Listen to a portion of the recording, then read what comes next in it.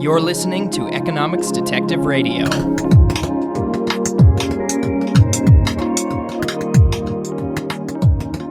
This is the Economics Detective Podcast. I'm Garrett Peterson, and I'm here with two guests, Sylvain Catherine and Natasha Sarin from the University of Pennsylvania. Welcome, both of you. Well, thanks, Garrett, for having us. Thanks so much for having us, Garrett. We're excited to talk to you. The papers we're going to be discussing are two papers you have both co-authored about Social Security. The first one we'll discuss is Social Security and Trends in Inequality. Do you want to? It's a working paper, by the way, so still in flux, I believe, right? That's correct? Yes, that's right. Yeah, some listener had sent this to me saying, "Hey, this is something interesting," and I did think it was interesting, and then I was surprised when reading about it that it was also a bit controversial. So do you want to tell me what's the sort of elevator pitch of this paper? Sylvain, you want to give our elevator pitch and I can sort of build off what you say? Yes, okay. So there's been a lot of studies that show that the share of the top 1% in what we call marketable wealth in the US has been going up over the last century, but maybe over the last half century. But it's basically as high now as it used to be in 1920. And that raises a lot of questions. Is it true that the level of inequality in the society is just as bad as around the time of the First World War? The point that we are trying to make in this paper is that when we are making those kind of comparisons between different countries or different time periods, it's very important to take into account the welfare state, and in particular the social programs that act as substitute to private wealth accumulation for the middle class. So we do this by trying to value social security for each individual and add this to the wealth they have. And when we do that, we find that actually wealth inequality in terms of trend has not increased over the last 30 years. That doesn't mean that wealth inequality is too high or too low. This is more a statement about the trend. Wealth inequality is not worse now than it was at the end of the 80s. That's kind of like the pitch. And Natasha, do you want to add to that? Yeah, there's a couple of pieces that I think are important. So one is that from, if we're thinking about this paper and its conclusions from a policy perspective, what we're really trying to make clear is that the current literature, which has been sort of, in recent years has been highlighted by work that Piketty and Saez and Zuckman have done, is really incomplete with respect to its understanding of what's happened to inequality, as well as and also sort of how to even think about the concept of wealth.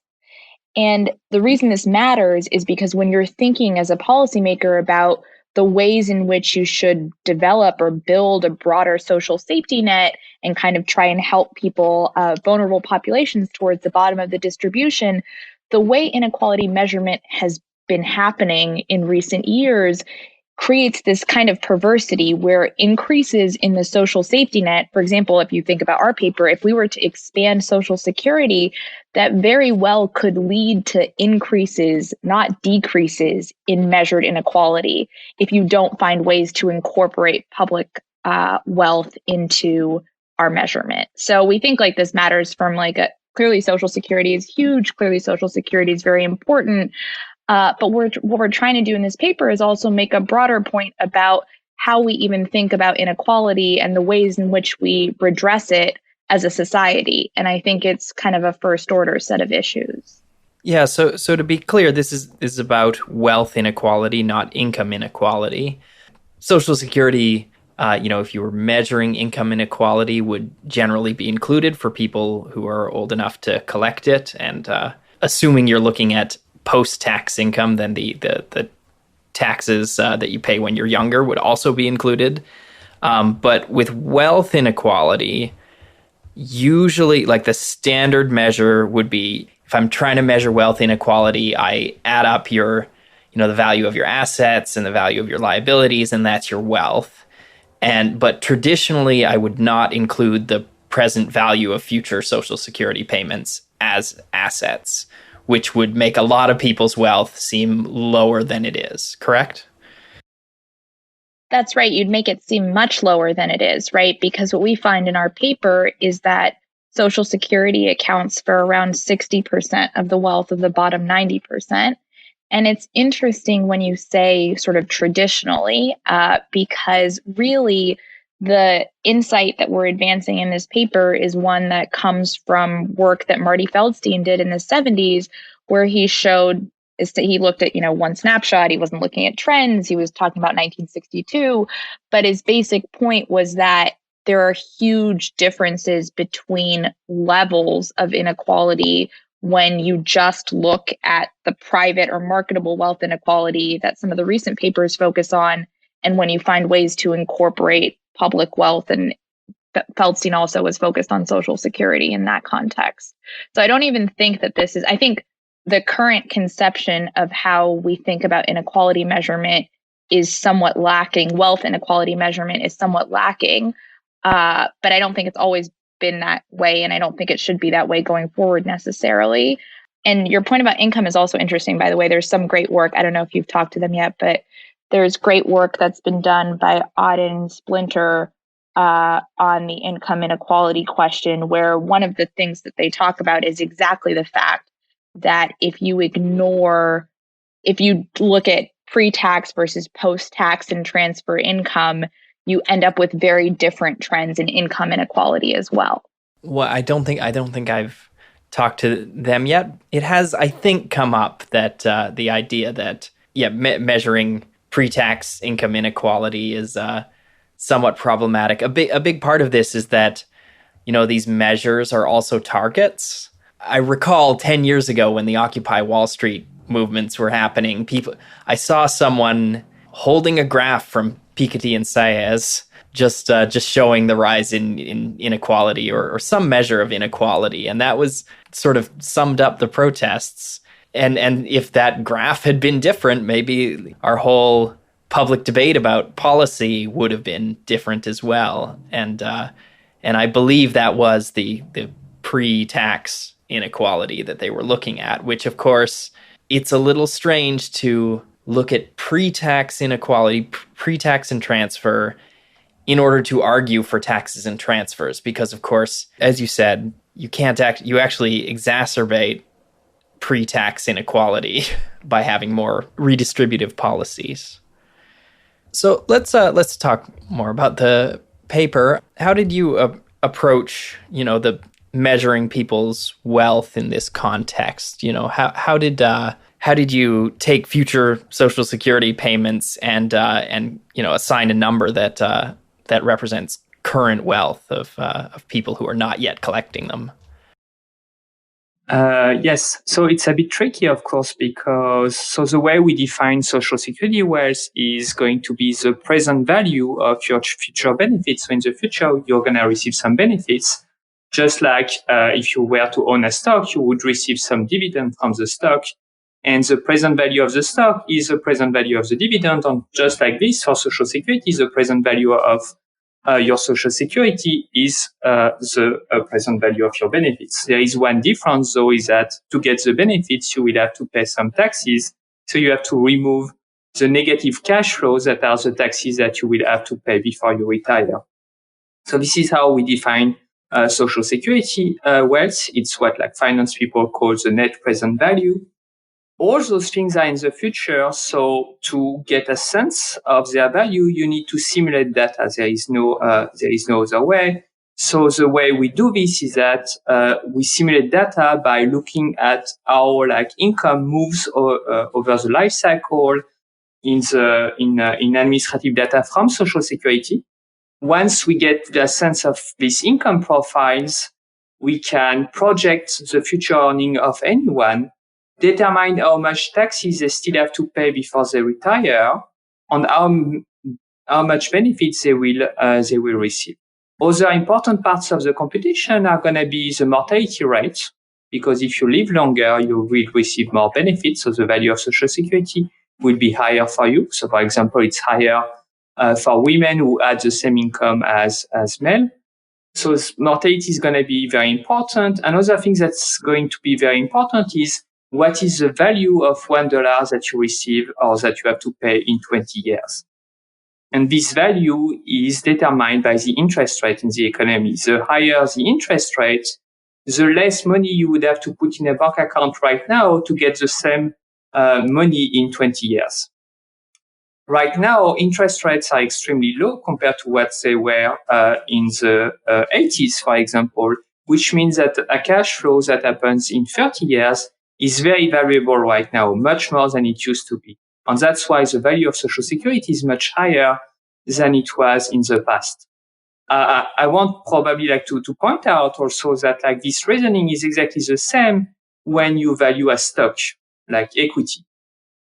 And so a large part of the increase in marketable wealth inequality comes from the fact that assets, even though the profit of corporations remain more or less the same in the long run, wealth of the top 1% is much higher than it used to because those assets have much higher market value right now because interest rates are very low. And so we just apply the same logic to Social Security. And that's how we come up with this conclusion that the value of Social Security has increased a lot and enough to compensate, to offset the rise in marketable wealth inequality.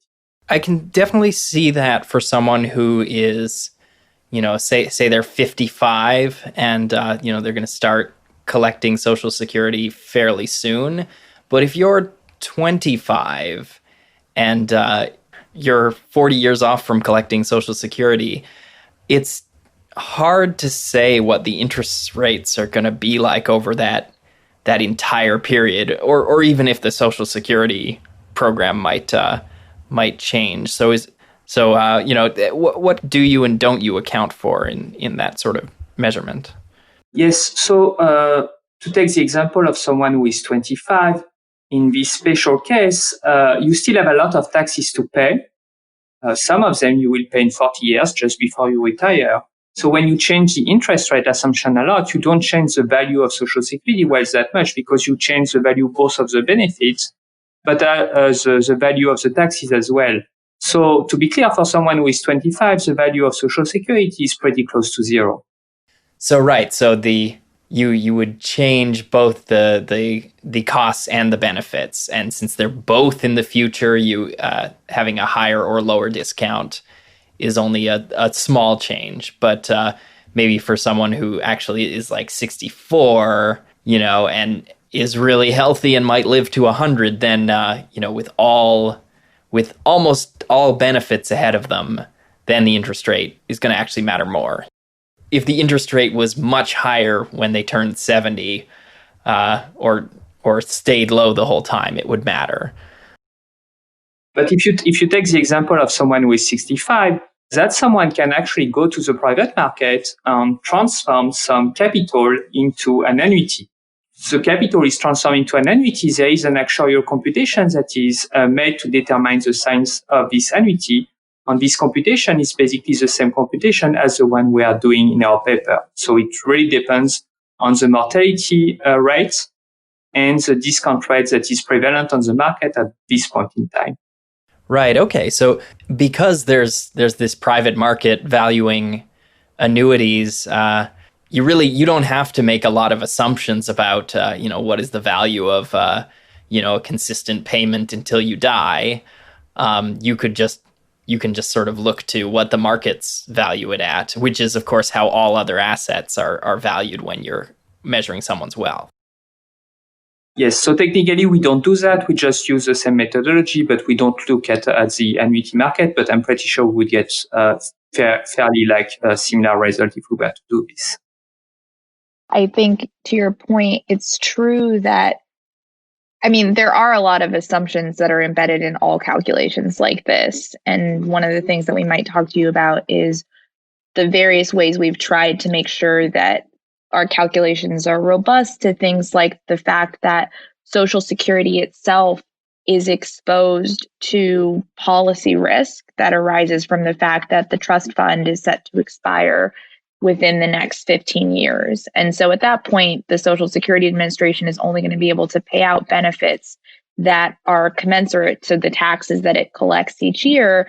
And, in all likelihood, policymakers will sort of think about entitlement reform in order to make sure that they're able to fully pay out benefits to those who are owed them, particularly those towards the bottom of the distribution. But we don't know how that's going to happen. And so we have to make sure that we think about the ways in which our conclusions are shaped by sort of true unknowns right now with respect to how the program is going to evolve. It turns out to not matter as much as you might have thought, because Social Security is so large that even in the worst case scenario, when it can only pay out, let's say 60% of benefits in the future, it still is hugely significant relative to inequality measurements that ignore its existence. But these are the kinds of things that we were thinking about as we were writing the paper and trying to make sure that we were dealing with appropriately.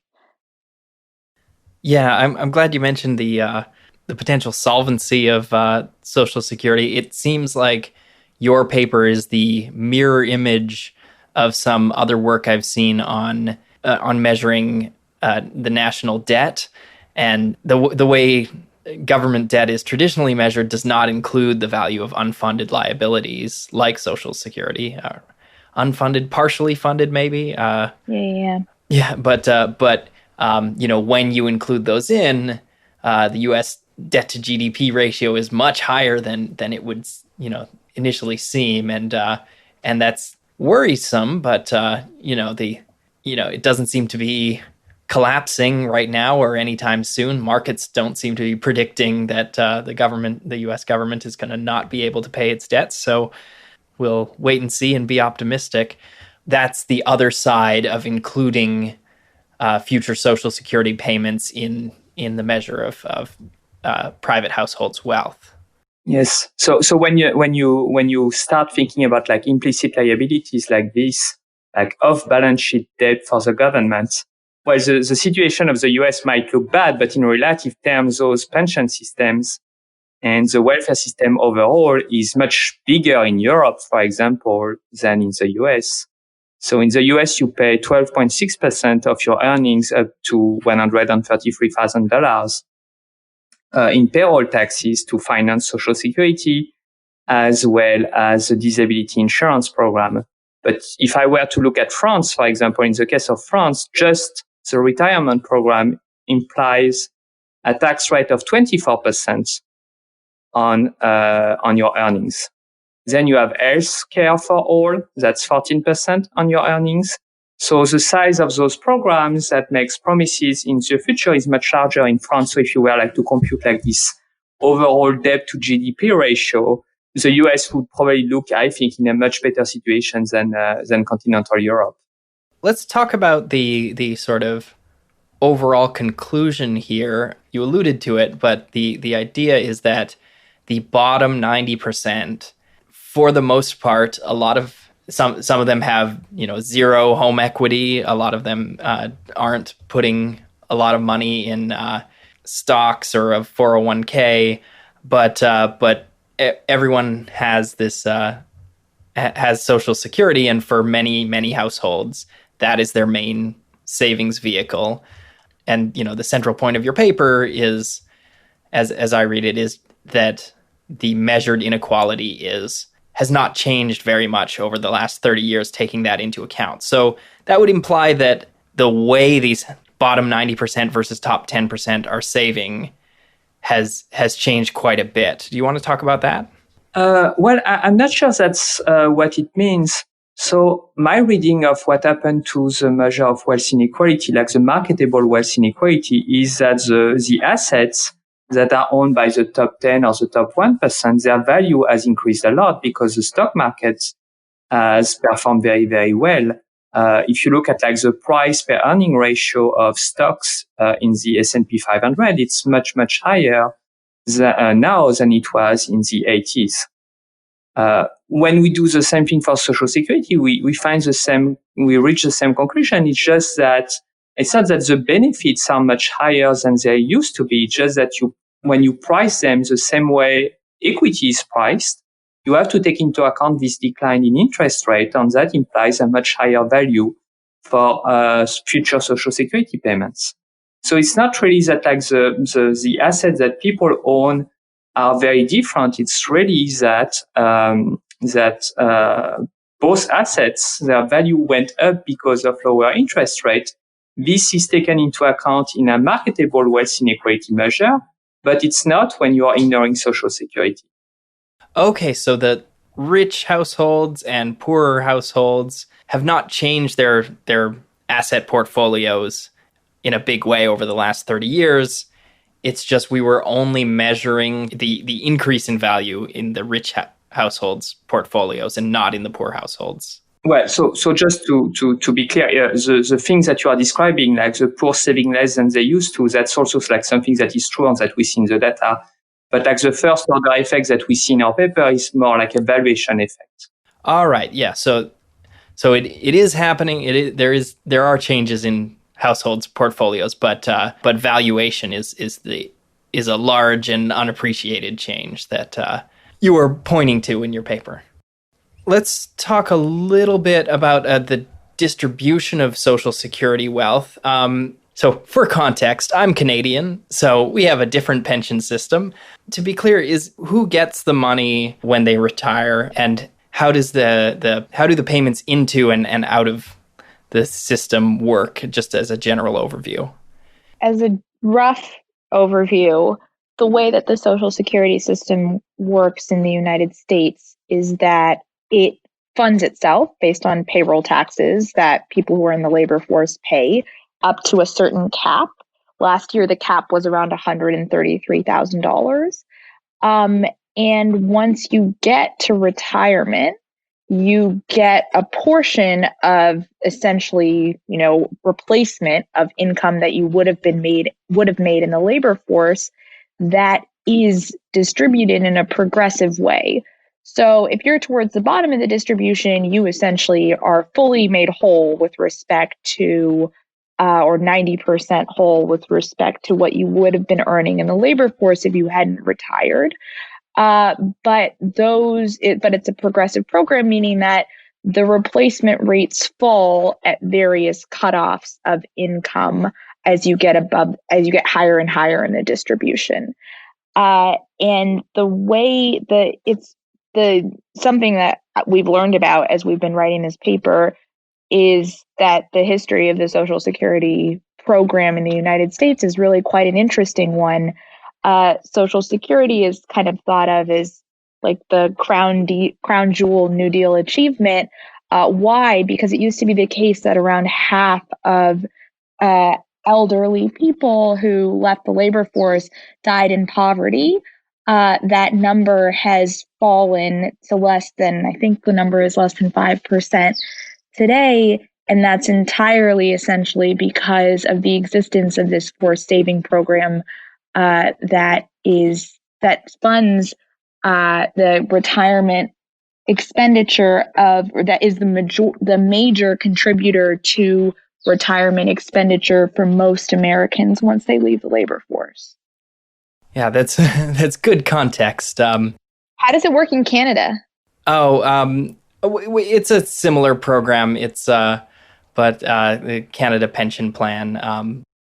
I guess I don't know all the details very clearly. I believe we have more. We are partially pay as you go, and so there's more money set aside by the program, making it a little bit. I have a higher confidence in it still staying solvent for longer, but that's on the sort of assets and liabilities of the program itself side.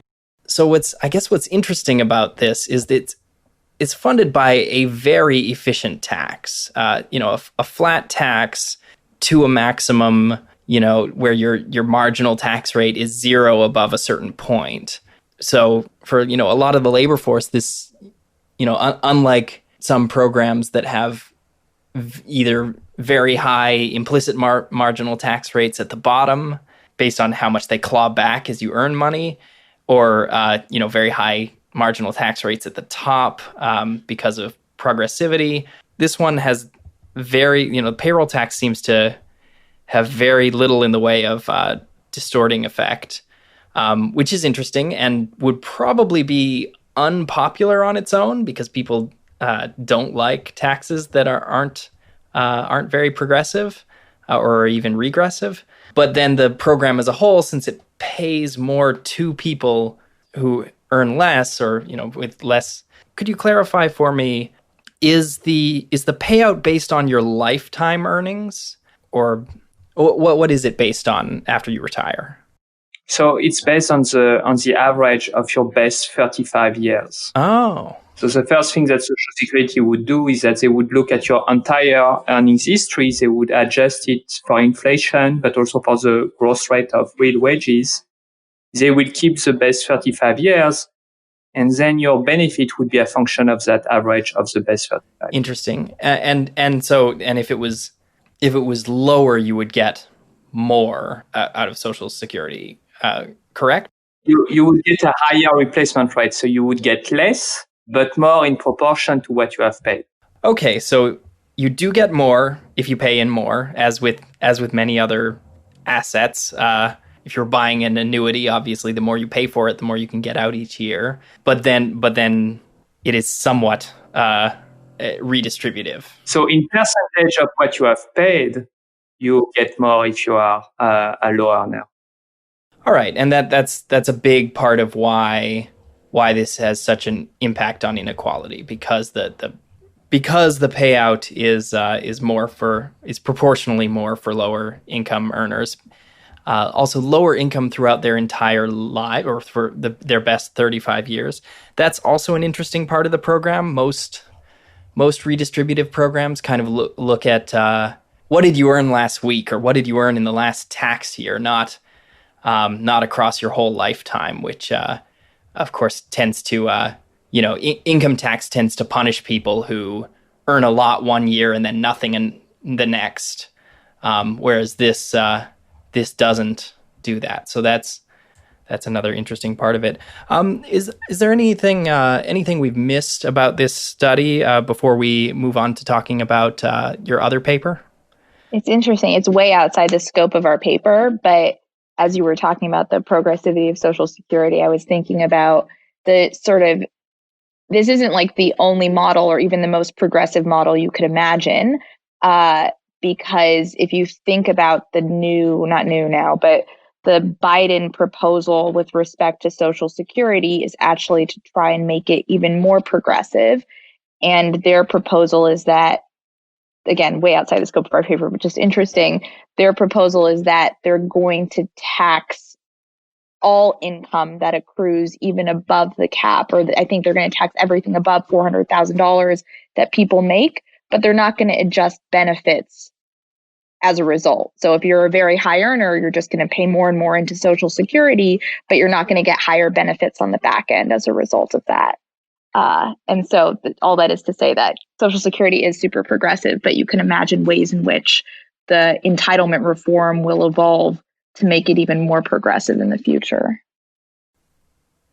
Right. I've seen other proposals that are from more conservative side, maybe raising the retirement age is one that comes up as people live longer, just to try to make the program cost less. And that would also have a pretty big effect on the present value of the program for households. Of course, something that you have to wait longer to get and then get for fewer years is less valuable to you. But on the other hand, when the law was, when Social Security was created, you had a lot fewer people living to be 90 than you do now, thanks to medical advances. So we'll see. Maybe people will start living to be 1,000, and then we'll really have to rethink how we redistribute income. So maybe something that we did not mention about this paper is that like Social Security is just one program, but Medicare and Medicaid are just as big. If you look at like the way the federal government works, Social Security is the same size as Medicare plus Medicaid. So if you were like to add those programs into measures of wealth inequality, our result would be even more, even stronger.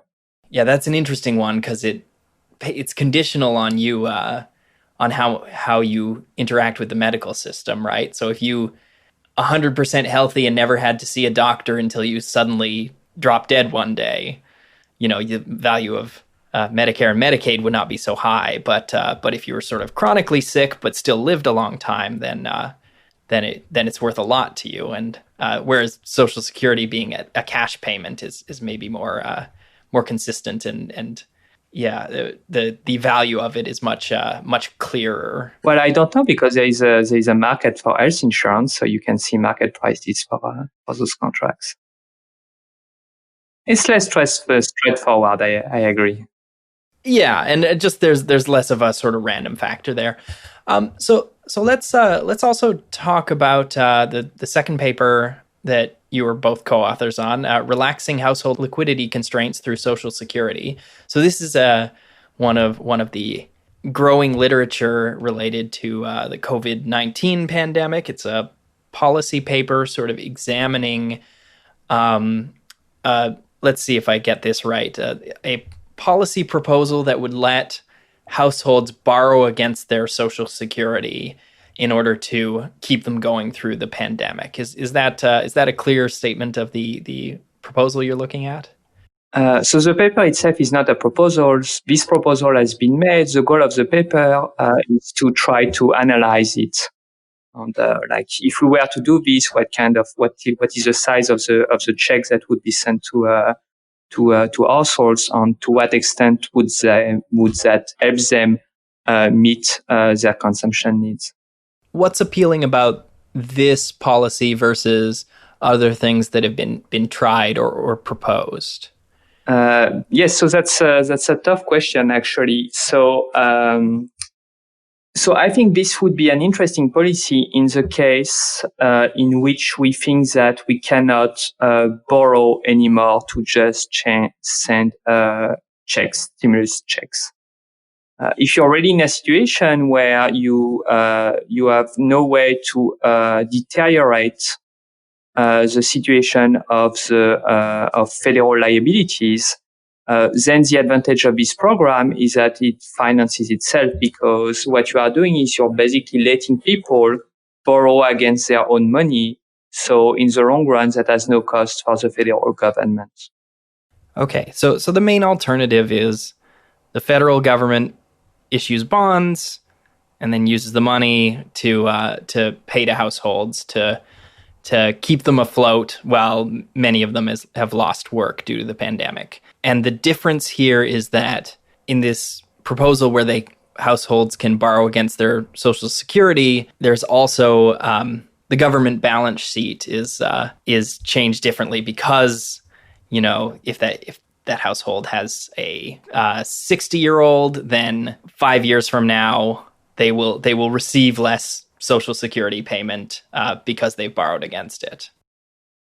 So in practice, the government would still have to issue bonds to be able to send those checks, but the bonds would repay themselves automatically from the fact that in 5 years the government would have to send less money to retirees. Okay, so it's a question of issuing bonds and then having some unspecified future source of income to pay them off or to service the debt, versus a future reduction in spending, a reduction in payouts to Social Security. So what is the biggest objection to this policy? So I should say one thing about the paper and then answer your question. Like Sylvain said also, but in the paper, we're very explicit that this is just positive analysis that we're doing. Like, we're not trying to provide any sort of normative judgment. That's a job for policymakers. That said, and to your question of what's the objection, I think there are very strong political economy arguments against pursuing a Social Security-based approach. And the reason for that is that, if anything, in the United States today, the sort of Social Security is not a strong enough program and doesn't do enough to protect those at the bottom of the wealth distribution.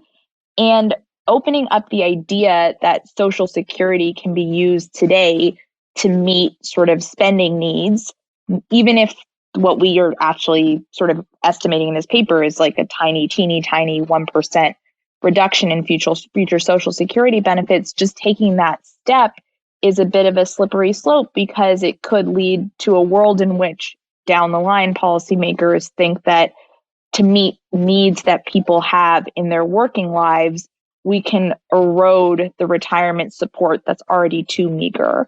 And so I think that there are real reasons to be skeptical of this approach. And I think that it is, there in a world in which, and just this is again outside of the paper, but just to talk a little bit about the COVID era that we're in a world in which interest rates are like zero or negative even, it is not at all obvious that this is a world in which we should be like super focused on what the deficit is, and worried about financing our spending through greater fiscal expenditure. So like, I think for both because of a need to protect Social Security, but also just because of an understanding of where the world is today, there are real reasons why you would, and reasons, I mean, we're not sort of politicians, but reasons why I think I would favor greater fiscal expansion and be sort of nervous about a Social Security based system. Yeah. It seems like, you just imagine the world in 2040, and if this policy was adopted in 2020, then in 2040, the U.S. government would be paying out fewer old age pension, less money in old age pensions, and it's just not clear that future step of paying out fewer old age pensions to pay down the debt incurred during COVID-19 is the best way to do that, and it'd be kind of weird, sort of binding your hands that way. Because I mean, if the U.S. government really has to, they can reform Social Security in the future if they have a lot of debt to pay down, and they don't have to necessarily pre-commit to that now. So one thing that you could do though is just to make this thing optional. So if you really think that this is like people's wealth, you could just say, this is a possibility that you can have. This possibility exists for other retirement accounts. You can take a little bit of money now, but you will get less later. The issue that is raised by such a proposal is that you're afraid that poor people who take too much money and end up with too little in the future. But for the middle class or the upper middle class who has a lot of Social Security wealth too, that could be a way like to increase spending and to try like to reboot the economy. But as Natasha says, there are a lot of issues with this.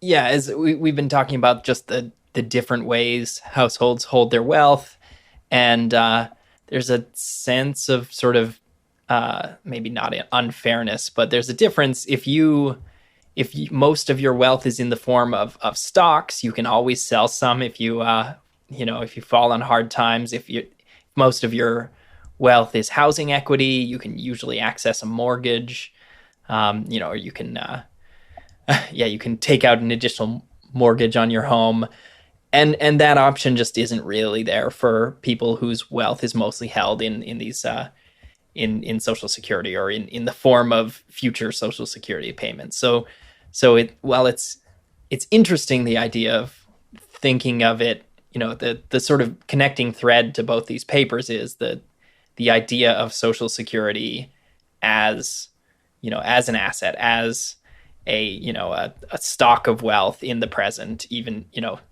if it hasn't been paid out yet. Do you want to tell me a little bit more about that paper and your sort of approach? Because as you said, it's not a policy paper. It's a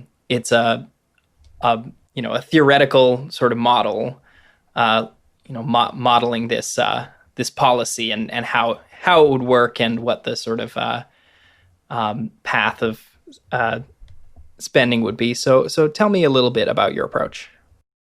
Well, it's very similar to the other paper. So what we need to do is to value future benefits. Say, if we take 1% out, what is the size of the check that we can send you right now, so that from the government's point of view, it doesn't matter.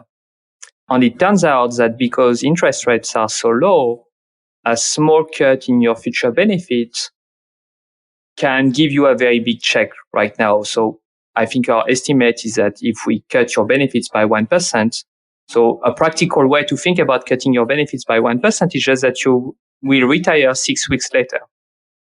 So if we do that, we can send you a check of $3,000 right now. So really the link between the two papers is really coming from this very low discount rate. That means that future benefit payments have a very high value right now.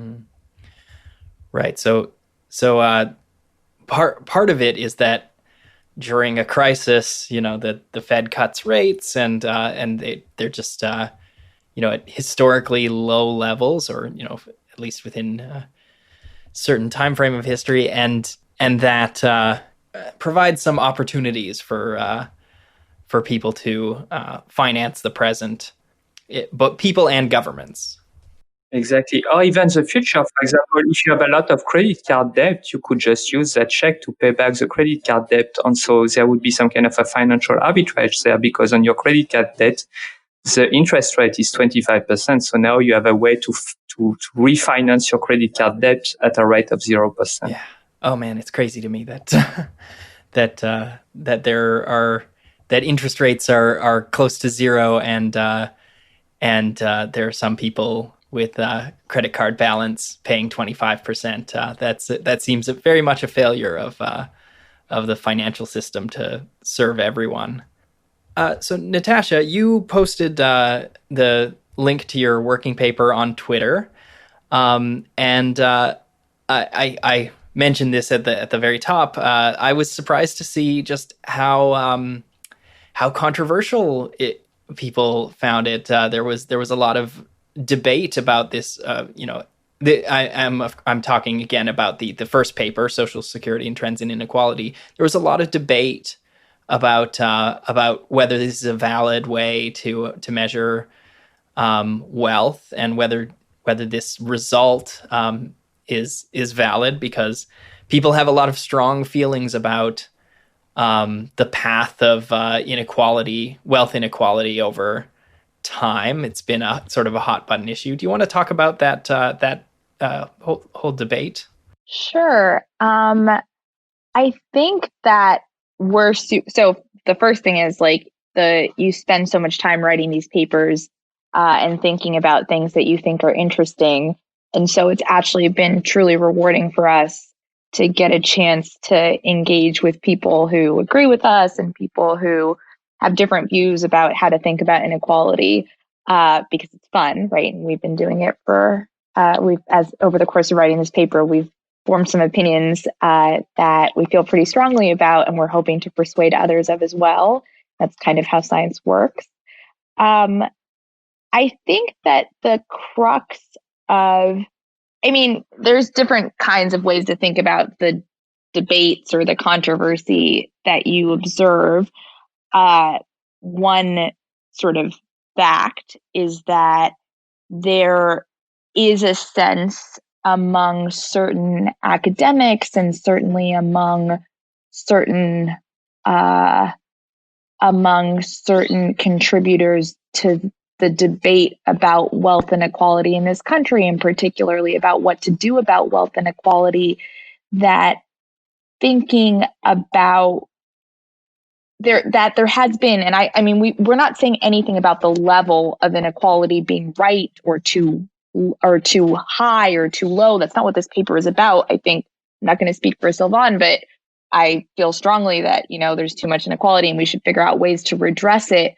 What I really think we should all be able to agree on as academics who are thinking about these questions, and I think most people do agree on this, despite, some of the Twitter's a particularly weird place. And so despite what you might see on Twitter, I think everyone basically agrees that is errant. It's just wrong to think about a concept of inequality and a concept of measuring sort of top wealth shares that ignores the truly important role that social programs play in the lives of most all American citizens. And so this is just, I mean, Sylvain mentioned it at the top also, like this is the reasons why we started with Social Security is it's huge, it's really important, it's growing in importance over time. But this is really just one facet of the social safety net that deserves to be considered when we think about inequality trends. And the reason for that, first and foremost reason for that, is that as a matter of policymaking, you need to be able to. It's just bizarre to have a measurement of inequality that excludes these programs, because you create this weird outcome where you do more to try and redress inequality, you do more to try and make the world more equal by having a broader social safety net that's funded progressively, and perversely you end up with inequality measures that show increases and not decreases. So I just think the literature has erred, and I think part of what we're trying to do is illustrate that very concretely with the example of Social Security, and contribute, we hope, to a debate that is very much needed about how best to arrive at an appropriately broad and encompassing wealth concept. Yeah, and I think you're correct. Just really, if you're measuring something like wealth inequality, you really have to account for all the wealth, and especially something big that so many people rely on for their retirement, because that's the whole point of wealth, to pay for your future for your future consumption. And I think just like from what I saw, the controversy wasn't about like, oh, you made some math mistake, or you're you're just wrong. It's just sort of the idea that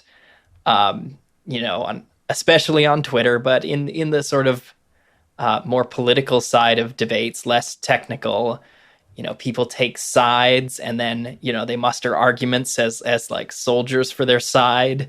And one of the soldiers was the idea of skyrocketing wealth inequality, and someone taking a shot at a soldier on their side is identified as sort of an enemy, or an enemy of their cause. If their cause is to reduce inequality or to help the poor or something. And that whole line of thinking is not correct, because you absolutely can just correct an error without being a sort of defender of the status quo, or opponent of redistribution. But yeah, it's just, I guess it's more says more about the low quality of discourse on Twitter than about your paper per se. And we're not saying anything. I mean, first of all, not only are we not saying anything, we don't, I mean, again, not going to speak for Sylvain, there should be more, I think there should be more redistribution. And I think that we should have more sort of a broader social safety net. I just think that in order to be able to think about that even appropriately, you need to have a wealth concept that is sensible. And that's not where some of the literature has found itself. I just wanted to say that the few things that we saw on Twitter is not like, we don't have any kind of problem like this in academia, at least for our paper. So yeah, I don't think it's a big deal. And we definitely don't have math errors, right, Sylvain? Absolutely not.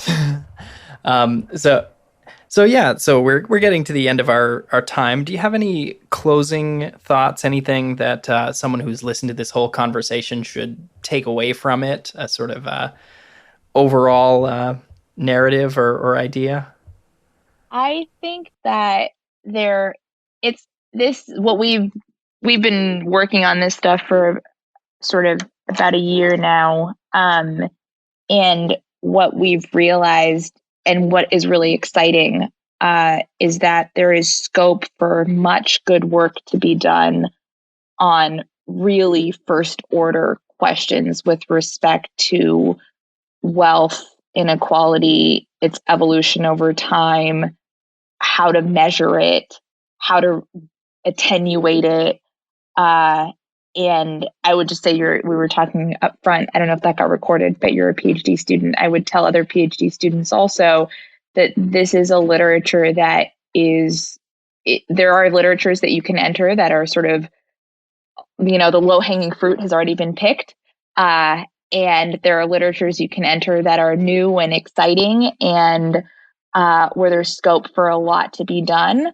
And this is clearly one of the latter. And I know I've been sort of beating up a little bit on the existing, the recent papers and on Piketty and Size and Zuckman in particular, and where they've decided and how they've decided to construct a wealth concept. But I think they've done the profession a great service, actually, by focusing our attention and focusing the attention not just of academics, really, of policymakers, of journalists, of regular people on first order questions about how to create a more just and fair society. And it's a fun time to be an academic thinking about this stuff. So whoever's listening, I encourage all of you to do so as well. My guests today have been Sylvain Catherine and Natasha Sarin. Thanks, both of you, for being part of Economics Detective Radio. Thanks for having us. Thanks so much. I hope you enjoyed that episode of Economics Detective Radio. If you want to support the show, you can go to economicsdetective.com and click the link to my Patreon. There you can give a recurring donation for each episode I successfully release. I know I'm not 100% consistent all the time, but it's a very busy time in my life. We have many loyal listeners donating to the show and helping to keep it alive, to pay the costs of hosting and editing, and I appreciate all of you who do that. Thanks, and I'll be back soon with another episode.